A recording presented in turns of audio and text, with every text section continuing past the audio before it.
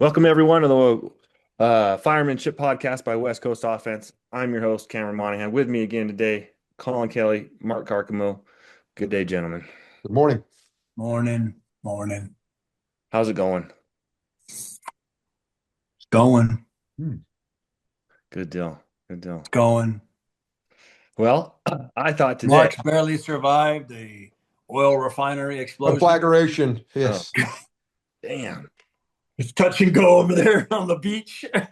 First, it rained this morning, so I told Colin that I got Noah on the fucking hotline and told him, "Hey, start another arc. Let's get some shit going here." And then the conflagration's heading towards San Pedro. So you know, you never know if the oil company fire department will actually put the fire out or not. This show is cutting into Mark's Save the Seal time. He's going to run down to the beach and make sure to bathe And then oil-soaked seals. and don't forget my Bass for Mayor reelection thing that I'm going to go and participate in, the little march. Damn it. Let's Yeah, let's move on. Hot stove. Hot toe. Let's move on before it gets crazy. Copy that. Copy that. Or fuck it. Let's just run with it. Well, all the new fire departments, it's all about politics, right? So let's fucking hit it. Let's make that the focus of it, because it all comes down to that. No matter what you are talking about on a particular show, what's going to guide that department is the politics of the people that are playing within that little sandbox. Mhm. It's true. Mhm. Yeah. Anyways, hey, I thought we talked about today something that we mentioned in the past. SOG, SOPs. What's your operation? Very good. What a great topic. I got nothing. Nothing. Well, I think the beauty of that is, right, that we're getting this thing and kind of how we've led up to where we're at now with the shows at chronological. We've talked our apparatus. Now we're getting down to the nuts and bolts, right, of actually when we show up to a fire, excuse me, I take that back. Knowing what your job is before you get to the fire, and then sticking to the game plan once you arrive, right? Mm-hmm. And I think chronologically we're moving in a direction that's, I guess, just building upon the base, right? Because the foundation is obviously the apparatus and how you do that. But now we're moving on to specific shifts, because that's a huge problem. And I think for you guys, maybe not so much for me. We had 3 platoons and 3 different ways of doing something in the same firehouse, which, for a lack of something better, I don't think it works well, because now you're asking these firemen that, in my eyes, have the hardest job in the fucking fire service. They got to have the largest skill set, possess the most knowledge, to also go, now, hey, I'm working a overtime day or a trade on another shift. And what are you guys' SOPs again? Right? We throw another curveball at these guys that already have 10 pounds of shit in a 2-pound bowl and go, learn it. Mm-hmm. So are we doing them justice by doing that?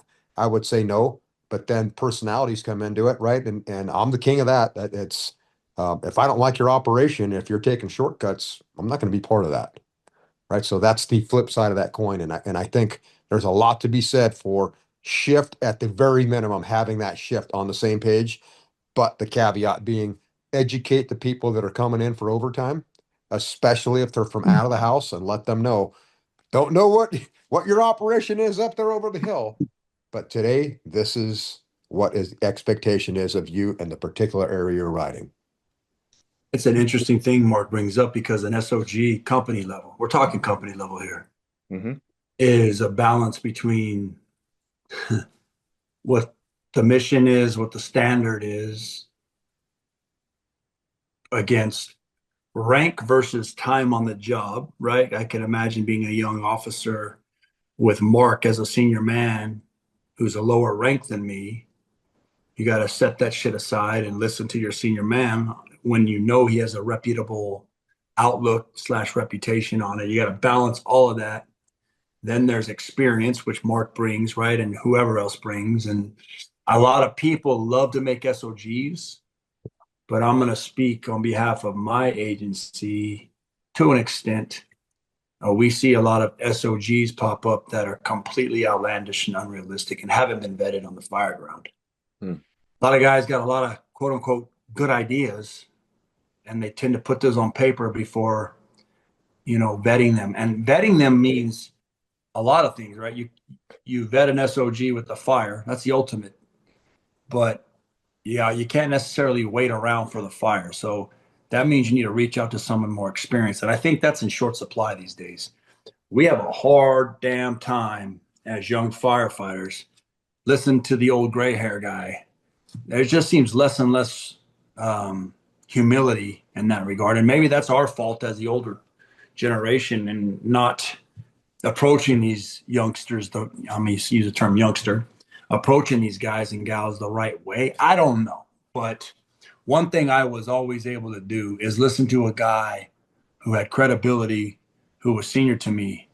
And I listened and I took what he said and I made it work for my agency because of different staffing, different manpower, what have you. But SOGs are, man, it's an absolute critical thing you must have. I'm sorry, the best firemen, the best fire companies I've seen, not only within my own agency, but as the listeners may or may know, we've got to do some traveling and met a lot of firemen from all over the country.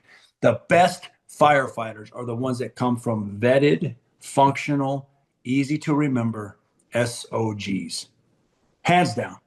And I don't love, I'm saying love sarcastically.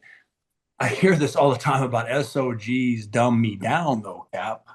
Mm. You're pigeonholing me. I'm not able to free think. And I couldn't argue, I couldn't disagree more. It's a foundational base from which it allows you to adapt because for all our football lovers out there, and God knows the fire service has plenty of them, Really? they want to throw out the football, analogies. Well, Cap, I like to call an audible. You can't call an audible without a playbook, dipshit. Yeah. It's got to be a play already called. Right? I'm sorry. I've heard that over and over. I want to call an audible, Cap, and they literally think that they're talking to me about like they have some kind of pre-thought on this. You don't have anything to start with, so that's not an audible. That's half-assing it. That's figuring it out when we get there. That's incident-driven. Yep. That's what that is. An audible is an adaptation to the original play. So knock that shit off. Just call it what it is. But yeah. Well, again, we know, right? It doesn't have to be a War and Peace novel. It doesn't. It's bullets. No, in fact, Mark, if it's more than 1 or 2 pages, you lose a guy, right? Absolutely, because again, I go back to the same thing as like, there's a lot of incidents. At a place I came from, there were a lot of different types of buildings just on the structure part of it. Forget the extrication, forget the man trapped below grade. All those things occurred in my area, and you can't have something where you go, okay, brake skid pulled, okay, undo seatbelt. It's got to be basic. It's laughable, but it's not laughable because I've seen some and you just go. So at that point, I would say that your buddy or the guy that mentioned that to you, Colin, is 100% right. You're taking away my ability to think, right? I have a reasonable expectation that I don't have to write, put your fucking BA on, because if I Right. do, there's a fucking issue, right? Yeah. That's part of everything you do that has to do with the IDLH. That's Mhm. your own personal standard that you hold yourself to, and that's a gimme no matter where I work. That's my own personal protection. So that's part of my SOG for myself. And that's something you have to hold yourself to as far as your standard. And I say, that Cameron deals with a little bit less manpower than I'm used to. That's for damn sure. That never would we run with the 3-man engine. They don't do it. Mhm. Some places do that, and I would say probably the majority of the country is a 3-man engine. Maybe going out on a limb with that, but I would say it's probably true. And you make your SOGs based on that. And I get it because there's some things that I am adamant about, and that is not bringing water. I fucking hate it. It's one of my pet peeves, and I'm not an engine guy. But what it allows you to do when you pull up in front of the fire with the nation's big fascination with all in for search, which I agree, it's the number one thing on our in our thing, right? When we say oath to office, one of those things is the order is lives and property, right? That's what we do. That's what we're in the business of. I get that. But when you are going to cut off your nose to spite your face and go, hey, yeah, I'm first due engine, and hey, we see somebody in the building, and then I say again, somebody hanging out a window with moderate smoke at the top of their head, um, is that your priority? Because that may be one of many in that building, right? So I got to kind of, and I hate to say this, it sounds shitty, and I'm sure I'll get a lot of clapback. I got to triage that incident, but I know what my function is. And my function is that first due engine is to mitigate what's causing all the chaos. And that mitigation is aligned to the fire. And that's, again, I'm sure I'll catch hell for this, but it's like you got to stick to the script, have tactical discipline, and know that's the number one thing we can do to mitigate what's going on here. That's number one. Put water on that fire, man. And all these other things will change by us doing that. And that doesn't mean, because a lot of guys go, well, that's one-sided, water on the fire. No, it's not. Our job was, hey, water on the fire while conducting a primary search. I'm killing two birds with one stone. If I go to that low hanging fruit and don't bring a line off the rig, and I go inside and go for this fucking search, okay, I get this guy. Somebody came out of window. I assist him coming out of there. Now what? Now what are you going to do? Go back to the fire truck? Doesn't it take me time to go back to the rig to get that line now versus I brought the line, it's flaked, it's sitting there. I call for water. If I can do a real quick, hey, let me help this guy out of here, the line's sitting there. And I'm hoping that if I'm a four-man engine, the captain or the other guy, if he's lay a line, which we do in most cases in our agency, is they're going to come up and they're going to get that line and start pushing that water in.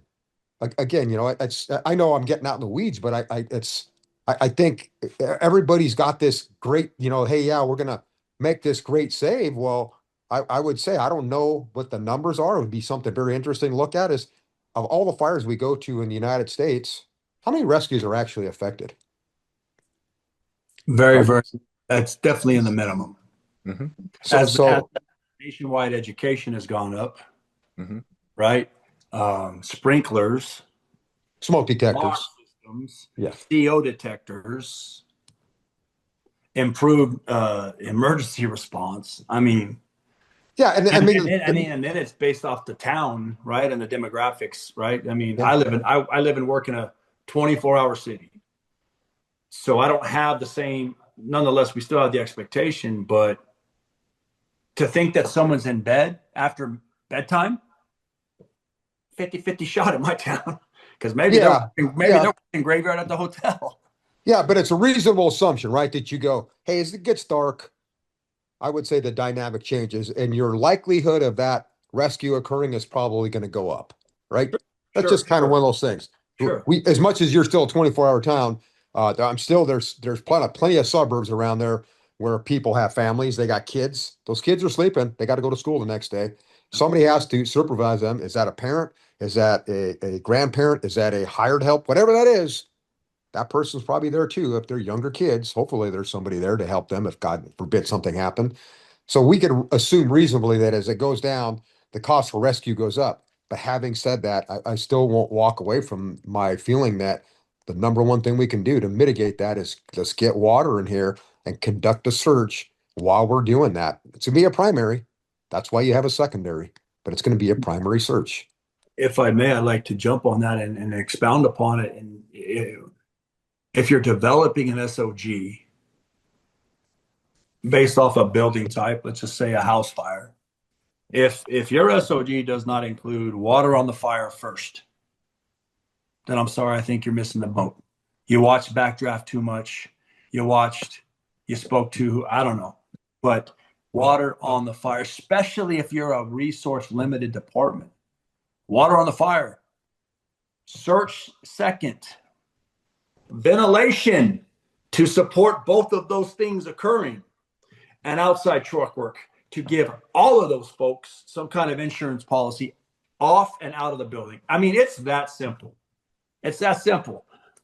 I'm arriving first due engine. I'm stretching the line for fire attack and put the damn fire out. Second due, searching for victims. Well, at some point, third due, and I'm not even going to specify engine or truck. Third due, ventilate the fire for those two companies. And then fourth due, hey, what can I do to make sure these people can get out of their situations or areas as safe, as quick as possible? Ladders, outside, forcible entry, all that type of. I mean, that's the starting point, in my opinion, of an SOG for that. You can get on down to, okay, well, hey, if we're going to the roof, how's the SOG look? What's our operation getting off the rig with our manpower and the equipment we're going to bring, and how we're going to do that? SOGs go wide on down to finer, task level stuff even, or tactical assignments. Very But, specific. yeah, they can. So I would ask this because Cameron, we're talking about this, and I think Colin and I are used to that 4-man engine. What does that look like in your department? How does that look? You got an engine coming up, and I would say this, yeah, you got that engine and it pulls up. What would that reasonable expectation of that next engine be? Oh, it's just a couple minutes. We're pretty tight in there. So that's one benefit from it. Although the staffing is lower, the 5 stations are within 15 square miles of each other. So, and then you have your automatic aid stations that are coming on that same assignment. So it's pretty quick on top of each other. Okay. But like Colin said, it's just built towards that SOG for, we'll say, the house fire is built towards, hey, this is going to be an offensive fire. That's the default for the plan, right? For the play. Here. Yeah. And the play is also, it's got to be a primary search done. There has to be a search done. And there's also going to be ventilation done. And for us, that just defaults normally to vertical ventilation. That's what we're going to do. And then we'll back off from there. If it's turns out the first engine comes up and, hey, no, this is not offensive, this is defensive, that changes it. Obviously changes the search profile, right? Pot on the stove changes vertical ventilation, right? All this kind of stuff changes from there. But that's the default is offensive firefight, assuming people are trapped and we're going to have to ventilate the roof. I would say the problem becomes, though, again, is tactical discipline, right? Yeah, 100%. I see it on the videos for my agency all the time, and just I know I was beating on it a couple series ago or a couple shows ago about the choice of hand lines, and it's like there's a loss of tactical discipline. They Yeah. provide you something and you don't use it, shame on you, right? Yeah. That shows me that you don't have a set of SOGs, that Yeah. your station or your company or your officer does not have a set of SOGs. And if he does, he's not holding you accountable to them. If you're deciding you can pick a line and go into a structure fire because it's a little bit more maneuverable, and it's like, wow, what an avenue to get off on. Hey, I got this car and I'm going to go on this long drive down to the tip of Baja. It's got 3 good tires. Right? I mean, that I hate to say that's a stupid analogy, but it's like you wouldn't do it. You fucking wouldn't do it. Mm-hmm. Right? You check your thing out and go, hey, yeah, I gotta have 4 good tires to fucking even roll out of the house. And I say that's the problem. I think if we talk specifics and go, hey, what's an engine company's expectation? Colin made a great thing. Water on the fire, and I know for a fact on that, and even if it's a 3-man engine, if that captain and that firefighter are going interior, do you think that they're not looking for bodies? Yeah. Right. Fuck. Come on. I fucking know they are. Yeah. Right? It's twofold. You got 2 jobs, lives and property. Yeah. Okay. And the best way I can save lives is to mitigate what's going on inside of there. And the best way to save property is to mitigate what's going on inside of there. So I killed 2 birds with 1 fucking stone. And it's like, Not to I mention, would, Mark, by doing that, you probably went for the most common pathway to the fire. So you're regaining control of where people most likely are going to yes, be. yes. Right. Yeah. The thoroughfares. We're it's like it is. You're protecting those avenues to escape. Mm-hmm. And you're improving the survivability in those avenues to escape. Mm-hmm. And I think, that's a good point. It's we do something a little different. If our engine's gone, we got 2 companies in there, a light force and these task force houses. Light force, which is a engine with an engineer and a 5-man truck, and then a 4-man engine. And if that engine's gone, what do? We pull up first on scene. If the aerial can be thrown because of the type and style of building, that operator will take care of that. but the rest of the group goes into fire attack and search and rescue. It's one and the same. It really is. I hate to say it. Those two things should be synonymous with each other for that first arriving company. That should be an SOP across the country. Yes, that's what they're doing. And maybe guys don't realize that's what they're doing because they're told, hey, you're fire attack. But if you don't realize that's what you're doing, then lock onto this because in essence, that's what you're doing. You are doing that. You bring up a good point. You remind me, like every time I've been assigned search as that second due, we're not searching the fire area. It happens from the fire attack team, that path and that fire. Yes. We're Yeah. doing everything else. So it's absolutely correct what you're saying. And there's an inherent, hey, we're going to always already take care of that as well. Like we search everything else. Hmm. Right. So yeah, that happens. You're absolutely right. Hmm. So should we get into a list of what the expectation is? Because I would say no matter where you're at, no matter how you run, no matter how long until you get that truck company there as an engine company and as second due engine, there are some assignments, and I would say I got the default to you guys more because I'm in a truck rich environment. You guys are in a truck, and I would say Or for lack of something, yeah, truck poor, truck negative, right? How does that look that you stack 4, 5, 6 engines in here? And not everybody, remember, guys, just because there's somebody laying there doesn't mean you get to touch them, right? Just like, hey, if you're not first due, Colin and I were talking about this the other day and going, hey, what does backup fire attack mean? I know what it fucking means. I don't need somebody to explain that to me. That means I'm pulling a fucking another line, right? I'm not going to bury the line that's there. I'm going to get that first in hose line. If they got a guy that's trapped at that front door because of a pinch point, I'm getting that guy moving forward off that pinch point. He's got to get in there, pull ceilings, and conduct his search. He's got stuff to do as that first due engine on a three guys going interior. Two guys, hey, it's still the same thing.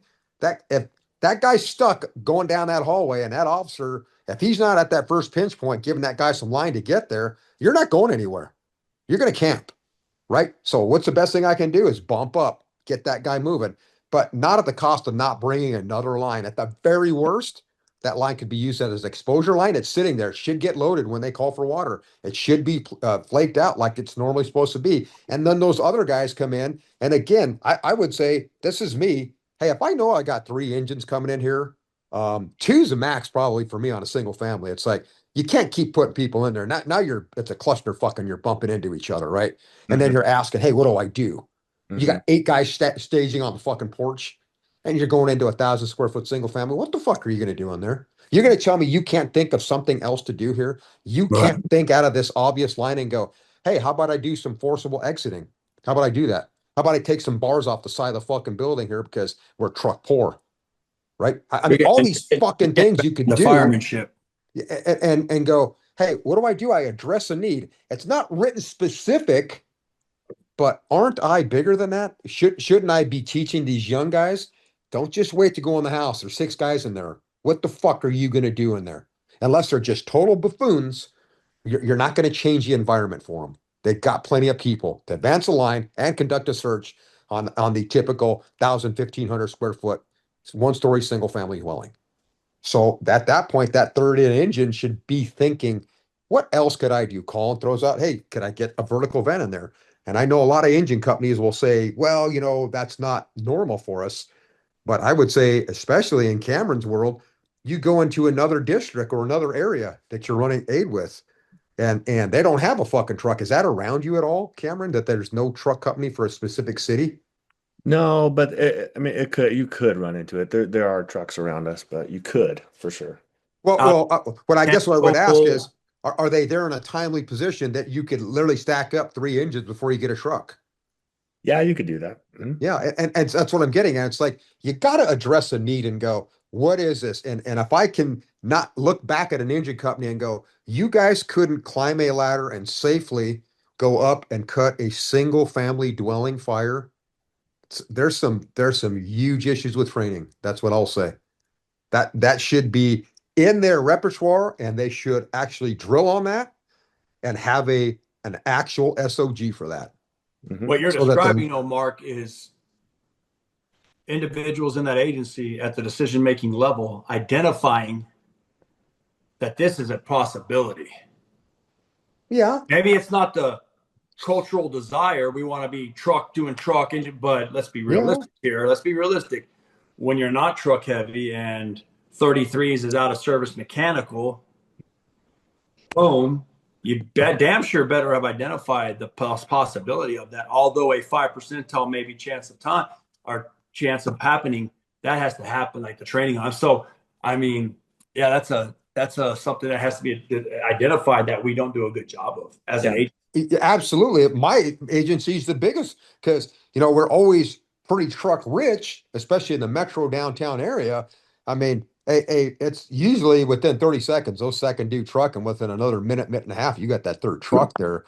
Um, so we're used to seeing that. And I guess the problem becomes what happens when they don't show up. Now what? Right? And then the IC's actually got an epiphany and he gets a firm hold of his ears and pulls his head out of his ass and goes, "Hey, I don't need 16 engines in there."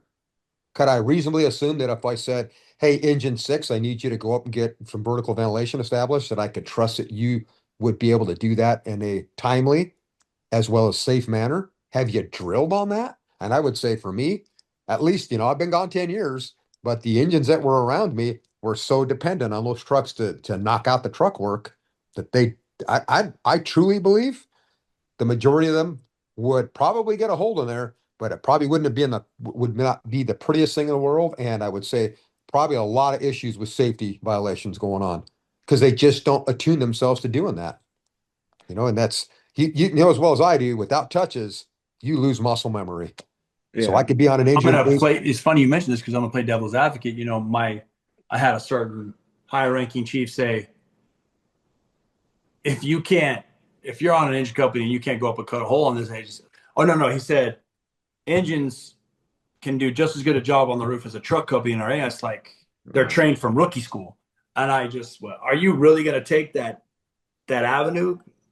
That's horseshit. Like the fact, like it's what you're saying. First of all, in my agency, being good at vertical ventilation is not on a single engine house's priority list at all. no, But that's because that's not our culture. That said, if you're going to make the assignment, knowing that you got to identify that that's not the cultural identity of an engine company in my agency, so you damn sure better make sure those people can do the job.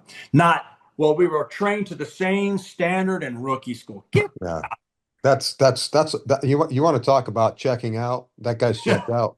He does not have he's looking through rose-colored lenses if he He's truly playing believes. politics. He's trying to win an argument, not trying to. With me, he wouldn't argue, and I bet you he'd leave. I bet you he'd leave. I want to say under the same. I want to bring up under the same umbrella of SOGs, order of arrival. Hmm. Yeah. A lot of agencies use this, some don't. How Hmm. do you guys feel about that? We use it. Meaning, order of arrival is just for the listener. Order of arrival, it's a predetermined assignment Yep. based off your apparatus type and order of arrival in the line. Yeah. Talk on it, Cam. We use it, and this is, I think, what you guys were saying is this is where the audibles come into play because there's an order of arrival on, we'll stick with a single family dwelling scenario of first due engine does A, second due engine does B, first due truck does A, second due truck. Now, the IC coming on scene knowing, hey, I don't have a truck for whatever reason coming in, the audible gets called because, hey, second due engine or third due engine normally does this. But because I don't have a truck coming in and my incident priorities are this, I've got to call an audible now for that third due engine or second due engine or something like that. That's where the audibles come in for us. Are you a fan of it? I am a fan of it. I think it cleans it up quite a bit from what we were doing. So there's no argument that it eliminates my decision-making process and sizing up ability when I arrive as a company officer? No argument from guys inside the fire department, our fire department. I don't know how to tell. I don't even know what that means, but do you feel, so you don't feel like as a second due, third due, first due truck, second due truck, it removes your ability to see something, say something, No, you know. because you still have that ability to do it, I believe. Okay. I think So if it it's an order of arrival, but if Cameron arrives and says, "Hey, Chief, this is going on. I think we need to do this," you're absolutely. okay. The chief just needs to, right? Like this is where it gets hard if you have a lot of ego, right? Is the chief is in that strategic role and he's not at Mhm. the tactical role. So if an officer who is in that tactical role sees something in that area, then he needs to speak up and say, "Hey, this is a different priority, or this is happening now." And the chief just needs to be like, "Copy that. I'm not as forward as you are. You make the decision. You make the call. I trust you, and let's do it." Okay, yeah, but so you say tactical role, and I'll just throw this out. You get there, right? And typical, and again, I'm listening because I listen to what happens, and I know what happened to me as a driver more than once. And my expectation from the guy that I drove was, we don't wait for fucking orders on the first alarm assignment. We don't wait for orders. Yeah. You can give me whatever job you fucking want, but the expectation was that we were going to support whatever was going on at the fire based on my arrival as second due truck, third due truck, and there's still spots for that aerial ladder, right? Yeah. And maybe it's not an aerial fire, maybe Yeah. it's a ground ladder fire, but to have the tactical discipline and the SOG to go do what you need with us, Uh-huh. but don't handcuff us and tell us stage at the fucking corner No. because I can't think that fast, right? I Yeah. can't think to place you. Or worse than that, hey, you got a truck in front of the fire. They're using their aerial ladder. So this guy thinks, hey, yeah, this guy obviously put his aerial ladder in the right place for the fucking fire. That the apparatus are all going to move to the inside, the engine company, so that the outside gets left for the truck. There's no wires. All these things that he's not thinking of as an IC. I fucking know it. I know it. They're not thinking that. So when they handcuff these guys and tell them, hey, hold off on the back at the corner, right? Stage at this fucking address, and you're not allowing these guys to come in and set up because we all know it's like anything else. You'll The get bored. setup is what determines the incident outcome, right? And if you can support something by, hey, I put another ladder on the roof, whether it was ground or aerial, Hmm.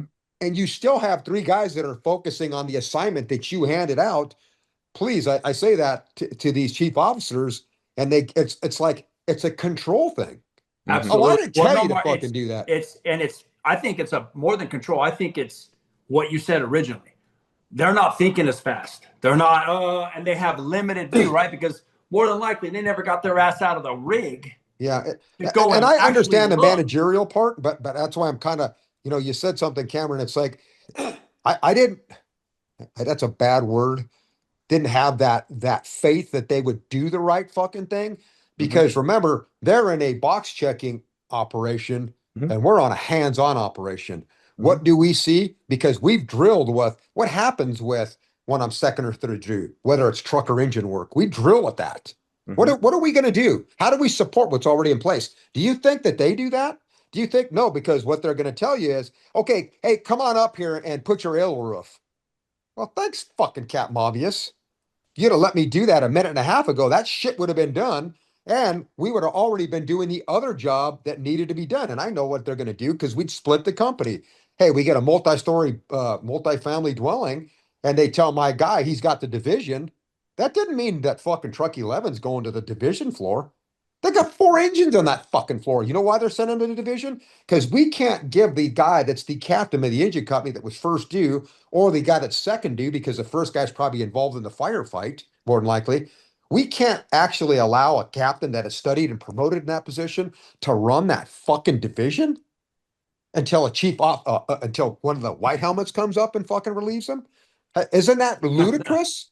We've Yep. You've gotten made way this guy away a from fucking captain. SOGs, and now we're getting into this It is an SOG blue though. card, Well, ICS. I would say, but I would say it's an SOG because if you let the players play their parts, and you as a commander of a battalion or a division make it your life's mission to go out and watch your people on their drill days to see what they're doing and have an understanding. But what are you talking about right now? That's You're that's talking it. about That's a SOGs. battalion chief or higher, Yes. not all of a sudden disassociating himself from the same responsibility a company officer has. I have a responsibility as a company officer to make sure my crew can function and play the SOG, play their part. Okay. How the hell does that stop when you promote to battalion chief? That's my point. I know it's your point, and it's like, it's like, how the don't hell you, does that stop with an operations chief and his battalion chiefs? wouldn't I want as a chief officer to know the strengths and weaknesses of the people that are assigned under me? Mhm. Absolutely. Right. Just like when you put that little tag on each day to keep track of the people who are there. When I looked at that in the morning, I knew what my plan was going to be for the day based on the incident and how much I figured, and I hate to say this, use this word, how much I could hang it out there. It was the players. It's the fucking players. Right. There's some guys that, hey, whoa, whoa, whoa, come on back. Come on back. I'm not going to do that. And then there's other guys, get me out there because I trusted them because I was with them and I knew what their skill set was. Mhm. Right. And I say this, I ain't the smartest fucking knife, or the sharpest knife in the drawer, but because I did stuff repetitiously and then did stuff in chronological order, that's how I developed my SOP. And then the guys that worked with me were the same way. And now we had this trust, this mutual trust. And I know that guy that's on that lead hook. I can tell him, hey, dude, get me out there, get me out a little bit further. And hey, dude, it's getting soft. I got it. Are you through? No, you're not through. And I'm feeling with my feet. Get me out a little bit further.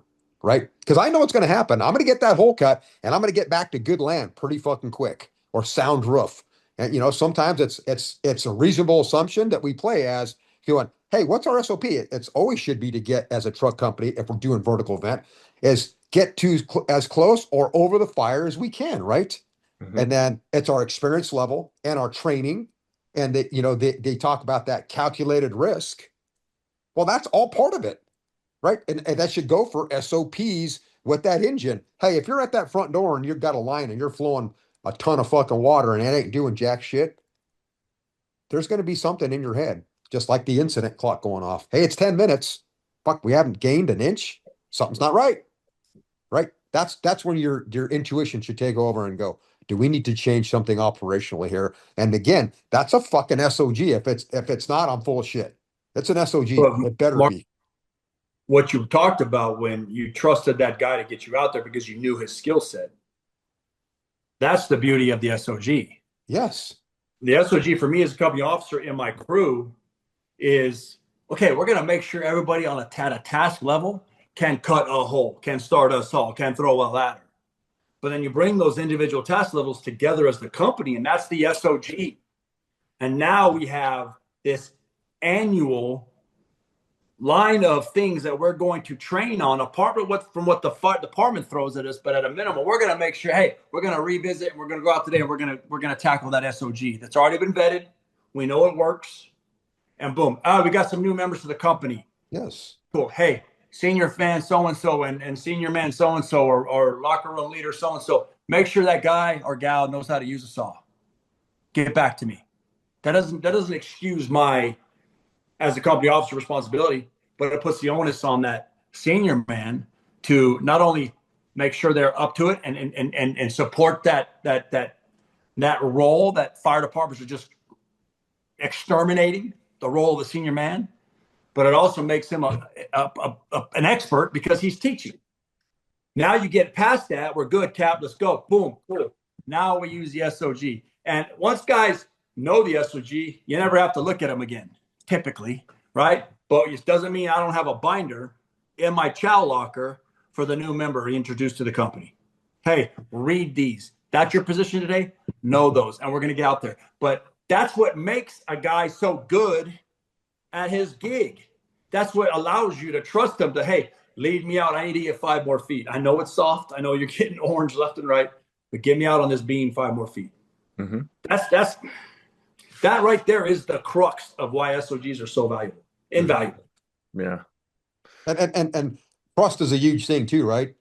You got to have that trust, whether you're the guy saying, give me out another scooch, or you're the guy telling you, get me out another scooch. And it's like, hey, fuck, you got to have that trust bond, right?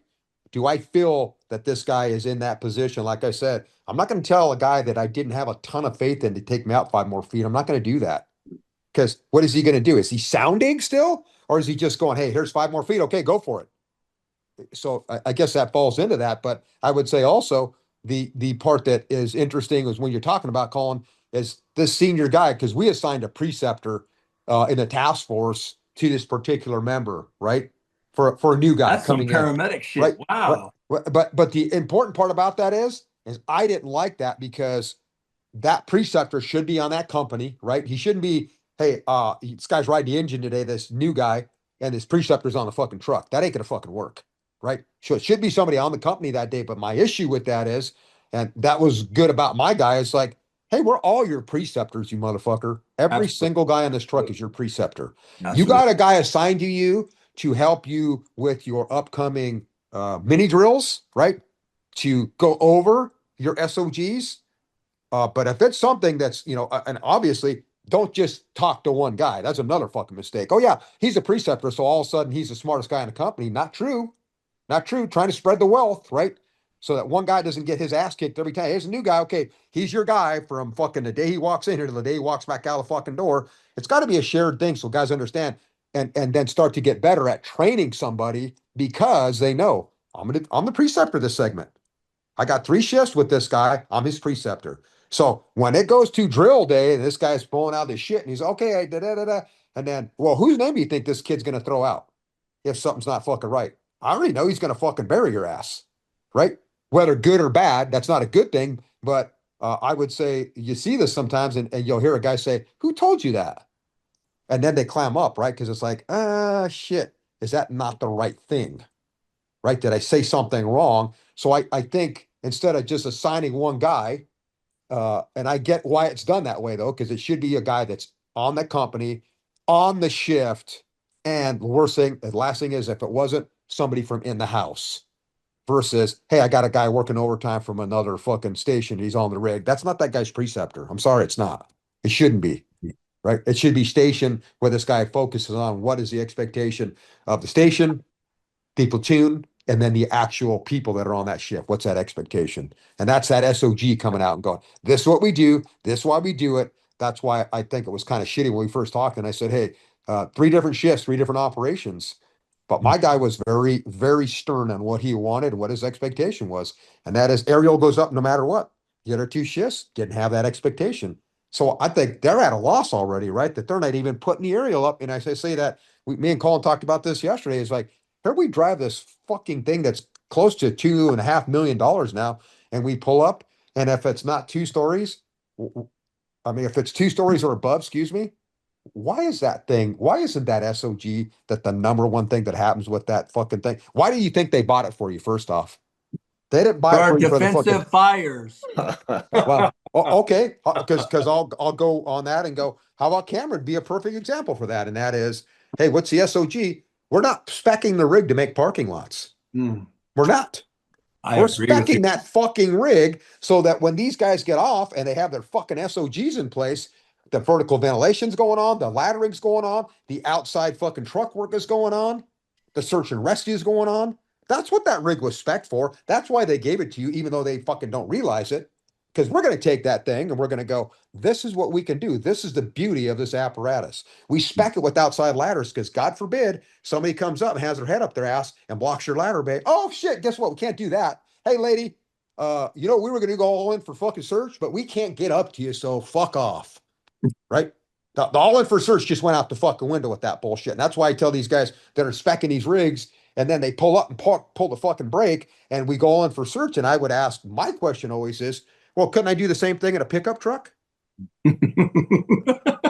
Probably get there faster. And if I'm not going to throw the fucking ladders, well, fuck. Hey, go. Okay. Well, shit. If it's crew cab, shit, everybody's got a door. So, man, we'll be there even faster. Absolutely. Then I would ask the question is, so what happens when you need a fucking ladder? And I that's why I say I have that heartburn with that. It's like there's a lot of places that afford that with manpower, how many people are at the incident. I don't think the majority of the country is allowed that luxury of No. going, we got 10 more trucks coming, Mm-mm. right? Somebody's going to pick up the fucking slack. I would say the majority of the country doesn't have that luxury. Yeah. That's why it's so important to have an SOG, stick to the game plan, and have tactical discipline to complete your task. Mm-hmm. Right? Doesn't mean that you can't do something else, but you let somebody know that's done. ready for my reassignment, or if you're a good fireman, I know what I'm thinking 2 steps ahead. I'm not going to wait for that guy to tell me what to fucking do next. Yeah, exactly. You should better have a reasonable expectation that the next thing that guy does is going to have to do with truck work or supporting what's going on the fire ground Yeah, without being fucking told. yeah. Well, you should That have. whole search thing, I think, is going to be a show unto itself. I'd love to. That we need to dive into that topic. I did want to say that I have no experience with the order of arrival concept. That's why I wanted to, when you said that, Cam, I wanted to pick your brain on it. Mhm. I do see value speaking from my own area. I do see a lot of value in that order of arrival on engine companies determining who is going to establish that water supply because, Yeah, man, I don't get it. I came on the job and first or second due engine, I was laying lines. I was dropped off at the hydrant in all my shit in 120-degree weather, sending that engine, doing all that, and jogging my ass a quarter mile down the street. That's just how it was. Suddenly, at some point in time, that seemed to stop. Like the forward lay, I don't know what happened. yeah, We've gone so far as I've identified, I've seen in the valley where it's not even thought of, where we're shutting down fire attack lines because 4 engines are on scene. It's a damn benchmark on that Chief's ICS sheet, and somehow no hydrant was secured. Huh? And then here's one better. When you tell a fifth due engine, hey, man, you got to lay a line in. And he says, no, I can't. I'm RIT. All right. Baby out with the bathwater. Hey, if you don't lay that line in, we're going to need you as RIT. yeah, So but I think order of arrival at a minimum from securing a supply. yeah. I think I'm sorry. I think there's a tremendous amount of value in it. I don't know beyond that. I don't know how that works. You're a fan of it, Yeah. and you've defended that. And so yeah, I mean that's an interesting concept that I'd be willing to look into, man. But Well, for us, that first due engine, we'll just do the first 2 engines, right? The first due engine on that single family dwelling, he has the option still. He has the option. He's the officer. He can go in dry off tank water. He can lay. okay, He can lay in dry, do a forward lay dry, or he can lay in wet. And he just announces that on the radio. Then the second due engine, what does he say? What does he's he say if he pulled up, wrapped, and laid in? we Just laid dry. in we laid in dry. Copy that. And so the second due engine, their very first thing is to secure a water supply and pump it. So that second due That engine, works. So they come in, drop the crew off, and go out. the engineer from that engine secures the water supply and pumps that hydrant if they laid in dry, or they reverse off that first due engine and pump Okay. it if he went on tank water. The rest of the crew then goes in and either one, like Mark kind of said, pulls that backup secondary line and it ensures the first line is forward progressing and has the ability to put water on the fire. So I'm just curious because it brings up so many questions in my head. So let's say that the first one laid dry and he announces, "Hey, I laid dry," Hmm. and that second guy is going to pull up and he's going to source pump. Is that what you're saying? He's going to Yep. source pump. Yep. So what does that look like with the other 2 or 3 guys that were on that second due? Now, what do they do? What's their? How does that look for you guys, Cameron? Oh, so they're going to the first due engine. Okay. Now, so they push forward to the first due engine while the engineer secures the supply and pumps it. And then their first job with their officer is to ensure that first line is actually moving and putting water on the fire Okay. as they're pulling that backup or secondary line. Okay. So they're going to fall into that backup fire attack automatically, Mhm. even though they got dropped off of the hydrant and they got a shag ass up there. And I would say this, if just looking at that and knowing that there's a bigger world than my little fucking 2 narrow eyes can see, I don't see why any municipality or anybody that didn't lay wet Mhm. wouldn't lay a fucking dry line. Mhm. How can you fucking square that circle? Takes a few seconds, really. It for the amount of time, for us, we have a sling, right? Yep. That's and Load it comes over it. out, 'cause it's got a seatbelt and you can fucking pop it out. You got 20 feet or however the engineer determines has to be on that thing so that they got some extra hose, right? Yeah, To get to yeah. the discharge gate. Yep. Why, I would say this. I was talking to a retired BC yesterday, and we were talking about bringing water and how, that in the United States is kind of like Colin said, has become a thing of like, hey, yeah, that's secondary. And it's like, we talked about this earlier in the show. Number one thing I can do to mitigate the fire is put water on it. So now when I pull up, and God forbid this thing's going balls to the wall, and now there's exposures, I don't care if you got 1,000 gallons, you're going to run out of fucking water. Yeah. And then the second thing is, if the second due is, hey, yeah, they're close, they're coming. Well, what if they're just clearing the EMS call on the far end of their district? So now, right, the variables start to pop into play for me, and it's like that's why I can't foreseeably Constant, as constant. a as a four-man engine company not go.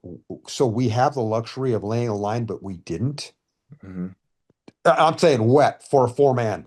Hmm. As a three-man, to lay it, knowing you got a working fire and not lay that line and go at the very fucking least. If you got an ambulance on scene next, Yeah, they can make it wet. they can make it wet for me Yep. because I they're mean, not what's the bringing. delay though? Like, what we can even go so far. What's the delay in, not the delay? What causes a fire attack line to be shut down? This First hand line. jack, 200, 300 feet hand jack bullshit. Well, yeah, and see Getting the that's plumbing on the ground is the delay. Yeah. If you forward lay dry, that driver, once he charges the attack line, can jog back with a wrench and finish that shit lickety split. Like, it's the getting the plumbing on the ground. yep, you're absolutely right, because I mean 4 inch seems to be kind of one of the smaller supply lines now, right? Yeah. So now go to 5 inch and go hand jack 150 feet of 5 inch. Sucks. I don't care. If it's downhill, your dick's going to be in the fucking dirt by the time you get there. Can we be realistic? The position of driver two are some of our most out of shape people. I'm sorry. That's been my observation across the country for a myriad of reasons. So you can't even have a reasonable distance like this. It's just the hand jack concept. No, no, no. Yeah, and so think about it, because if you laid it dry and you think about this, this is like you just said. The beauty is after I get that initial hand line in operation, I can go break that thing, plug it into my fucking rig. I'm not running down to the hydrant and going, okay, I got enough hose out. Now I got to go back, get enough hose out of the fucking thing, get it plugged in, and come back again to load the motherfucker, right? It doesn't make sense. There's no feasibility, nothing that can tell me that anybody that's doing that and not going, this is what's going to solve a lot of my issues. And what about the safety of the company? Shouldn't that be paramount? Safety of the company, Absolutely. right? This line, there's going to be no interruption of water. It's not. I'm going to address that as soon as I'm done. And that would be another tactical thing, because now you get this driver, and I know a lot of these guys go, well, then my driver throws a ladder, and then he stands on his head in the front yard and does fucking whoop-de-doos. Then he puts his thumb up his ass and fucking dances for the second dude. It's like, are you telling that guy your main fucking concern is water? Because that's what I'd tell him. Your main fucking operation, once you get that initial line, is to fucking get water on this fucking fire truck. That's my expectation of you. All the other shit that's going on, I've had fucking people yelling at me when I'm going up the area ladder. Ah, good, good. Next, you got to have tactical discipline. You do. Absolutely. I mean, because all hell will break loose if you decide that you're able to, oh my God, because that's when feelings come in, right? And you go, what am I doing here? What's the bigger picture? The indirect method. And you talk about that more. We're talking about, I tell the guy, and we've talked about this when we go out and teach, is the fire ground has a pace. Its pace is chaos. Do not let the fire ground pace become your pace. Yeah. Stick to your operation, SOGs, execute with discipline, and stick to it. Play your position.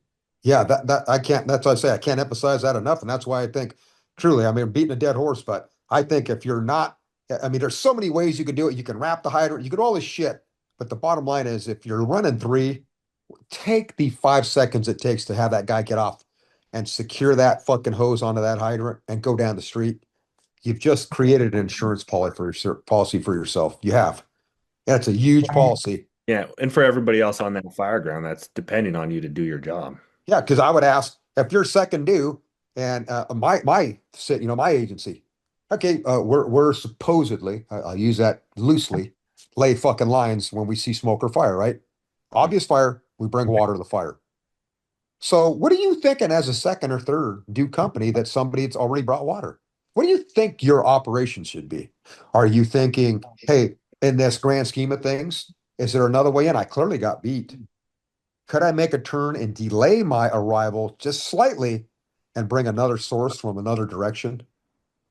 And I say that it sounds like it's magic, but it's not fucking magic because the beauty of that is if there's any kind of failure on that first rig, you're probably laying off of a fucking different grid coming from the other direction, right? You got another supply on board. Now you got two rigs in front of the fire facing bumper to bumper with two different supplies on. It's like, why does this seem like it's so fucking magical and it should be so obvious that that's what you should be thinking. At the very least, the third due company, second due, okay, you guys are hot on each other's ass, whatever. It's like, hey, I smell pussy. Not everybody's getting their dick wet. Sorry, they're not. Sometimes we got to be the wingman. Yep, yep. No, you bring up, you said it though, Mark. Like we have lost the tactical discipline. We have lost the idea, or we never had it as an agency. I don't know. We've lost the mindset of what does the incident need? Yeah. And I think the best firemen are the ones that look at what does the incident need as a later arriving. Stop trying to race the first due when you're fourth for a hose line. Are you serious? But that shit happens. Like that happens. Hey, I tell these drivers, why listen to the number, what number your rig is in the lineup coming on over the tones. If you're the last engine said, are you going to map the fastest route? Because all you're going to do is end up stacked behind all the other engine companies. And that bottleneck may create the stopper knot for a company that has a ladder company not getting there because of that, right? And as I say again, it's an SOG that driver should have on his own. It's an SOG that company officer should have to say, hey, you're a new guy. Understand, like Colin says, you're third or fourth down the line. That doesn't mean you won't arrive faster because, like I said, there's the variables of you being at a different area or an opposite end of your district. But still, aren't you listening to the radio when these guys get there? Maybe you're going to make that second right instead of that first right. Right.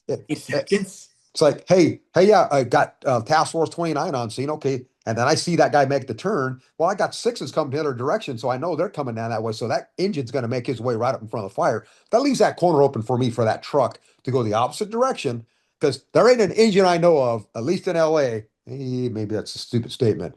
That's not going to take their people and put them in front of the fire. They're going to sit back at the fucking corner. Yeah. Right. I hate to say it.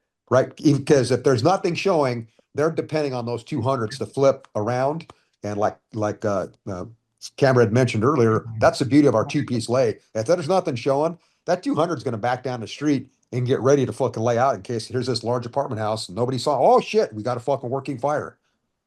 Drop his 4-inch off, drive away to the hydrant, take care of business. Right. That's the flexibility of us running the way we run. It allows a lot of flexibility on that supply line. Cameron, under that same topic of not following the SOGs and just wanting to I want to get the line, I want to be on the line or whatever. Yeah. How do you deal with when order of arrival and you said maybe that first dude said, hey, I'm going to lay dry.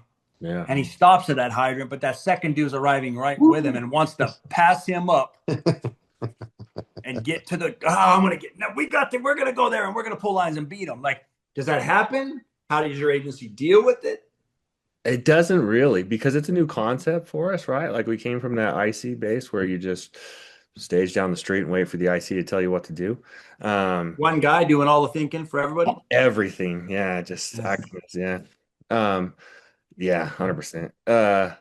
That the tactical discipline needs to come in, right? That's where that needs to come in and say, hey, I am the second due engine on this, and this is my job. And so you have to stick to that and realize that. So it doesn't happen. I don't think Let me say in the beginning, it didn't happen. No, yeah, it would happen for sure. And how would that conversation look, or what was the recovery from that when that second dude passed him up on the hydrant and went to the building? Well, that's where you have that bumper talk after the fire, that AAR, and if you have a good chief officer, right, and that's where he straightens that out so that it doesn't happen in the future again. And you just do it through training, right? Like you guys said, as a captain, I've got to make sure my crew's doing their SOGs, right, and we're maintaining that flow on the call. that the bat chief, he needs to make sure his battalion's doing that as well. And so that's done through training and through after action on every single fire, right? You're going to talk about every single fire and who did what and what went right, what went wrong. And that Because brings it's up not some. only a guy passing you up. Let's say the first dude's there and you're the second due engine and you came in and spotted the hydrant because he just went to the fire. But he Hmm. communicated that. Hmm. Okay, cool. I'm gonna get on the hydrant. And now while I'm doing my work, that third dude comes. Now we're getting into some pretty important positioning. Hmm. And that third dude comes, doesn't give me a thought. It takes my position, say that first dude went to Alpha Bravo, like he should, because the progression was that way. And Hmm. I want that Alpha Delta corner with the supply line and coverage. Hmm. But that third dude took my position, but I'm the one with the supply line. Yeah. Man, It's a clusterfuck because now you got two rigs in front of the fire with no water. no supply. They got water, but no supply on. Right. And I mean that used to happen to us because you get the triples right, and they can get out pretty fast because they only got four guys getting on a rig versus 10 in a task force, right? And then you got the task force, the Mark, you two. gotta, what do you mean by the triples can get out versus the others? Well, so remember, four guys getting out on a call is a lot quicker than 10 getting on three rigs. Four guys, one rig, way quicker, right? It's just a matter. And then you got to remember the truck leads a parade in LA, thank goodness, because it is the showpiece of the fucking fire department. But you got the truck leaving, and they can't leave simultaneously. They can't. I don't care if it's a one base station or a two base station. Somebody has to lead, whether it's the engine or the truck. So you got somebody delayed. Then the last one for us is that 200 engine, and he's got the doors, And right? who's how So many people are on that?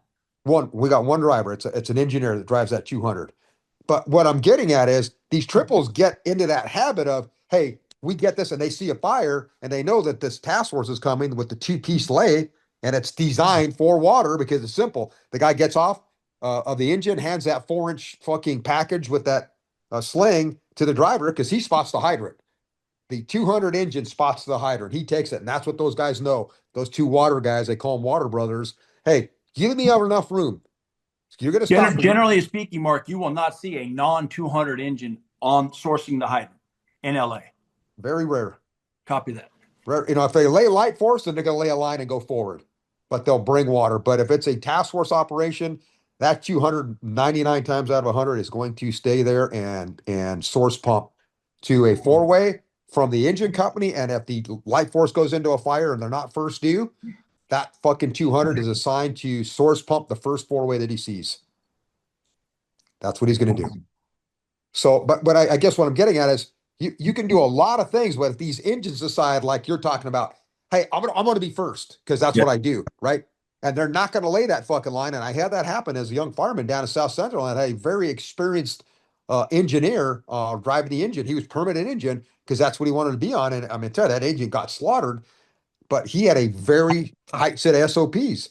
And one time I still remember this because he came back to quarters and it was, a very, very well rounded triple as far as firefighting went. They got a lot of fires. They sat in a great area, but they never brought water because they'd see 6-6 coming in and they'd fuck the lay in the line shit. Because if we lay in line, they're going to beat us because they're a two piece, right? So they pull up in front of the fire. Hey, give me water. Hey, give me water, right? And this engineer, very astute guy, walked up very plainly and said, "That is the last time you'll get a fucking ounce of water from me.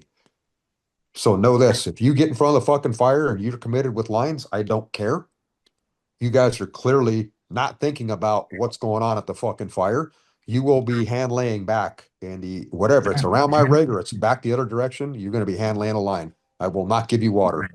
And it fixed it, right? When somebody's telling you, hey, you're going to commit your fucking people inside of this fucking building, and because you think you're saving 10 seconds, I think Cameron makes a very good point is that when that chief officer sees that, he needs to address that fucking right now before it turns into a cancer, right? Because within the department, we know that. And my department, it's fucking notorious, right?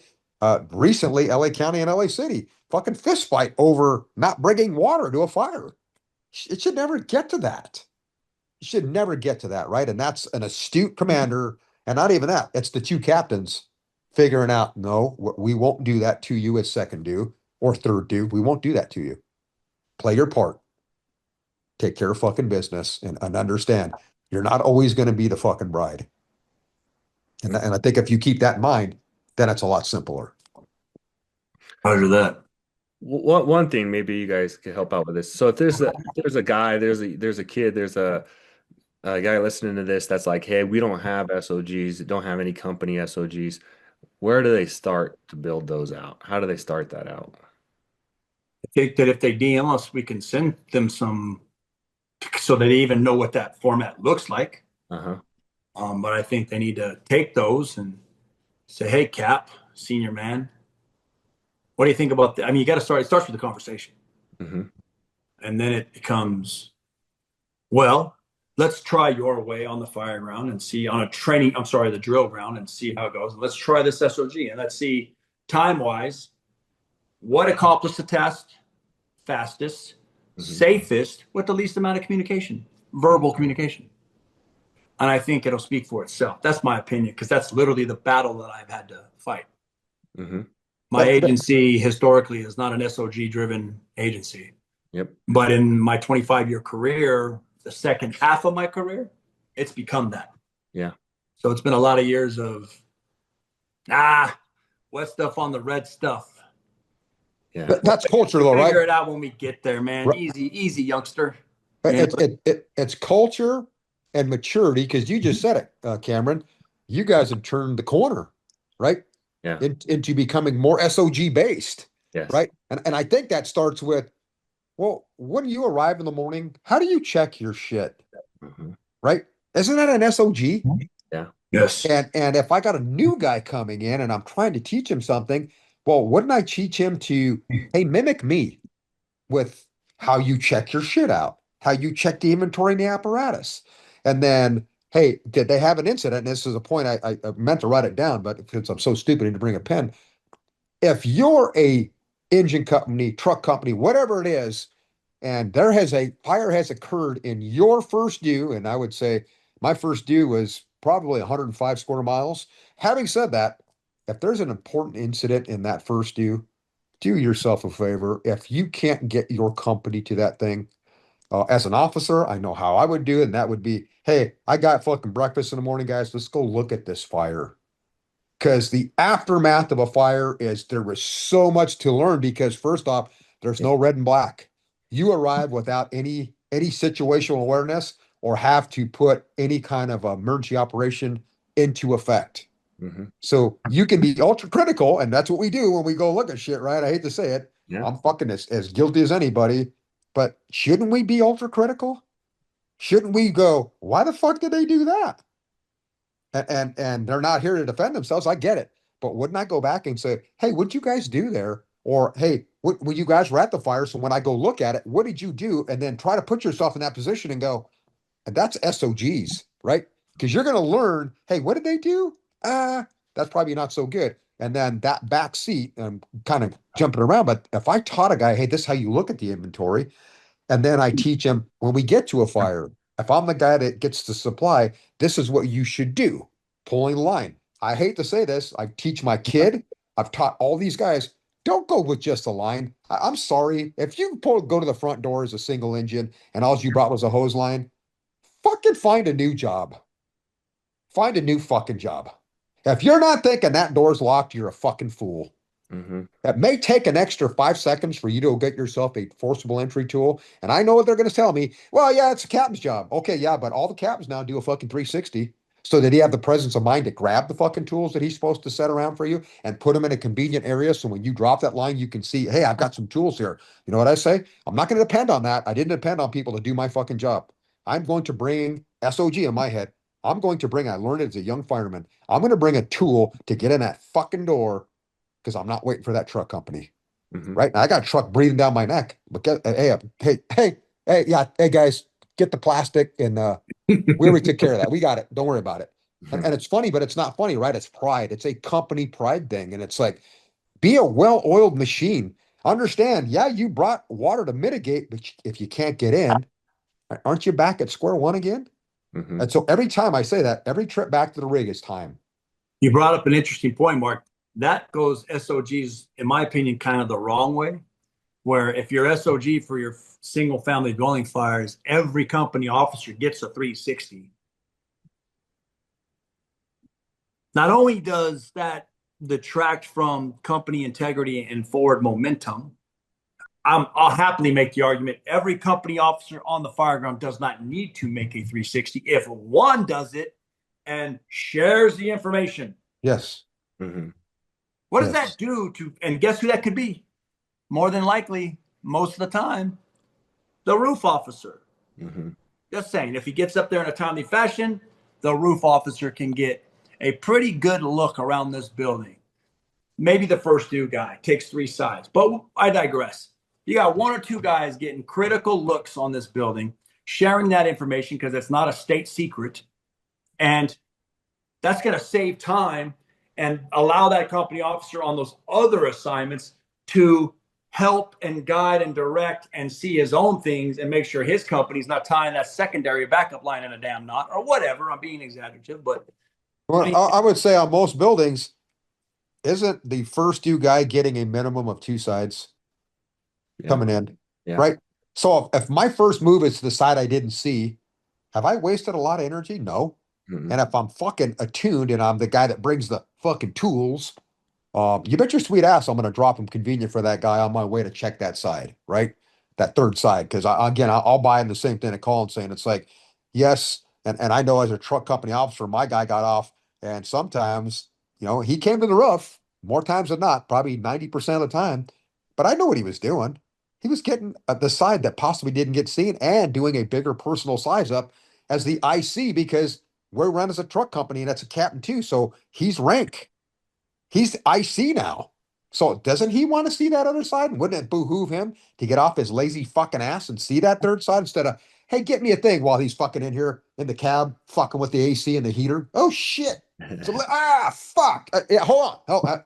And it's like, it's sad and it's funny, but it's not funny because our guys are now taught as the first due truck officer to sit in the cab in case the fucking Mayday goes down. oh my gosh. Well, we got 2 fucking radios. I know that. And aren't I a lot more useful if my eyes are roving versus sitting in there and looking at the fucking LTI fucking nameplate on the fucking dash of the rig?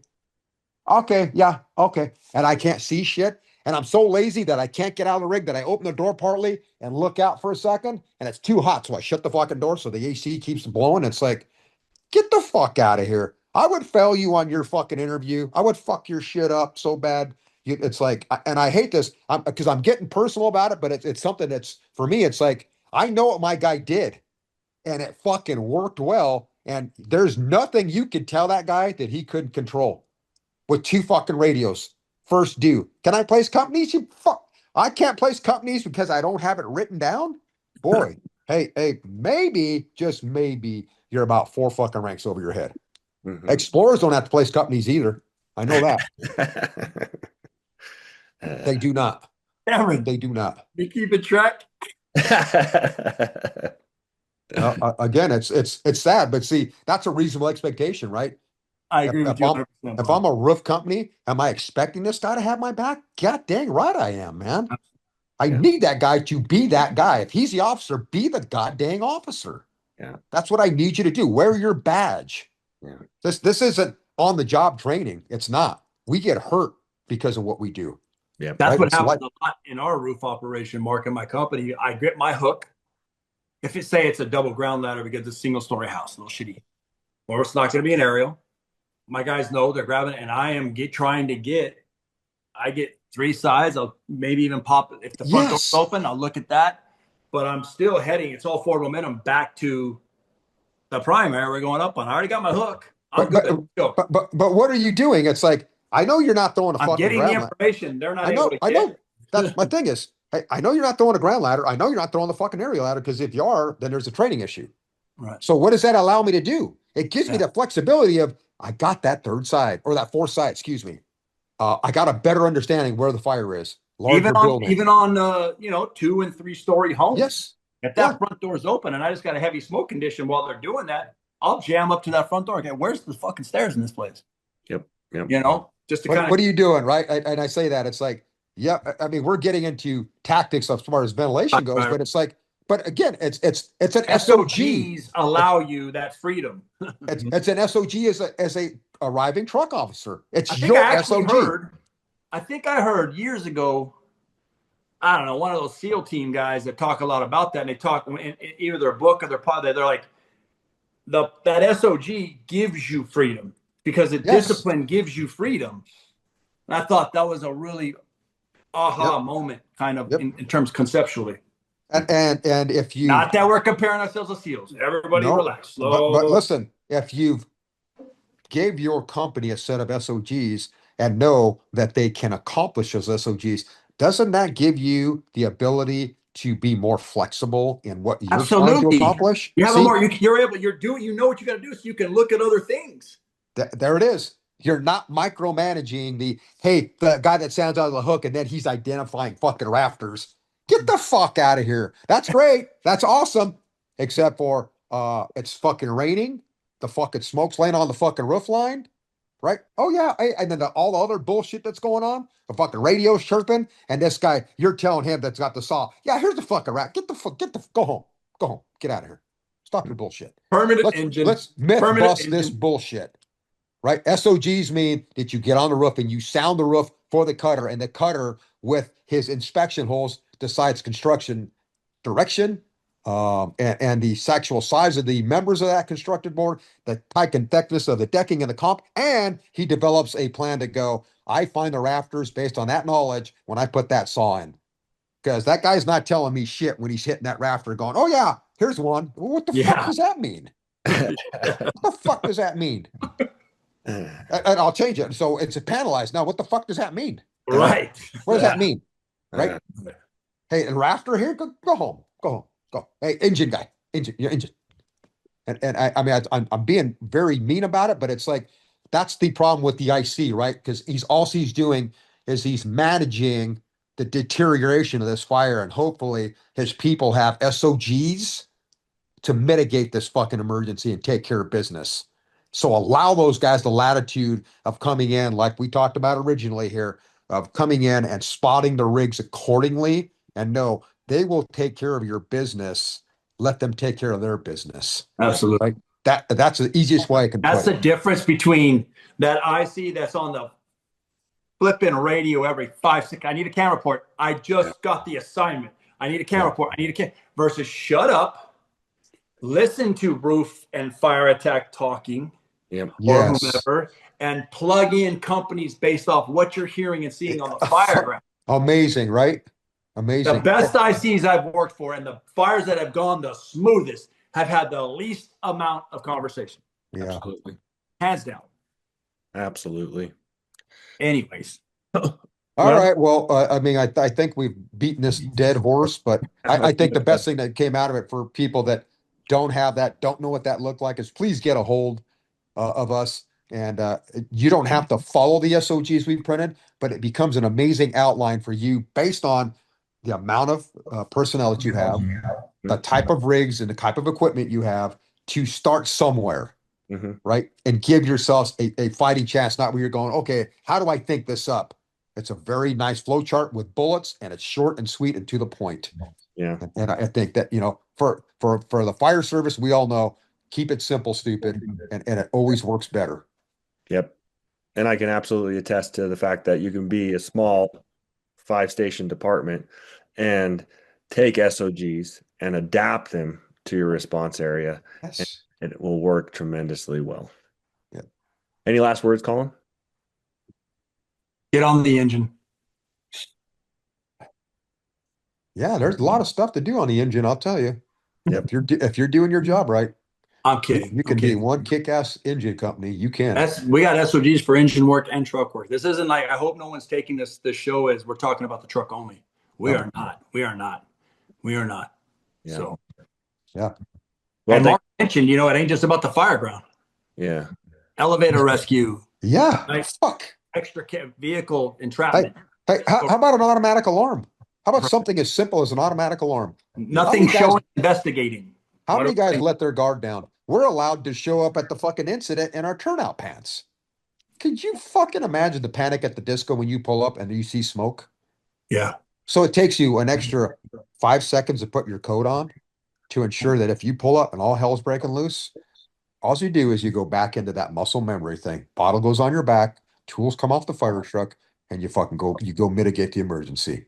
To Now, be oh clear, shit, because I know when it's in panic mode, shit gets forgotten. Hood might not be on. Your gloves may be dried. You didn't fucking recognize that. Your radio certainly isn't on and on the right fucking channel, right? Yeah. All those things that we get from a structure call, and we let our guard down because it's an automatic alarm. How sad. and to be clear on the topic of SOGs, we have them everything from building type, and that's wide ranging, right? But we all know what our general building types are in our districts, all the way on down to tactic assignment, right? On down, and even including your department probably has some sort of a Mayday policy. That doesn't mean your company can't have one for when Yes. you better have one, especially if you're going to the roof, because more than likely your department hasn't even given that a thought. Yeah. We all know our RIT drills or RIT drills are all about some lost or disoriented fireman inside the structure. Whose department has put you through a RIT drill for a firefighter partially into or through the roof? So that's, I mean, SOGs. We have SOGs for apparatus positioning. All 5 engines and 2 trucks, how that should look based off, building type. SOGs, it's just preparation, and it works. Yeah. Yep. 100%. Good point. Okay. Thanks for tuning in today, guys. Appreciate it. We'll catch you on the next podcast. Take care.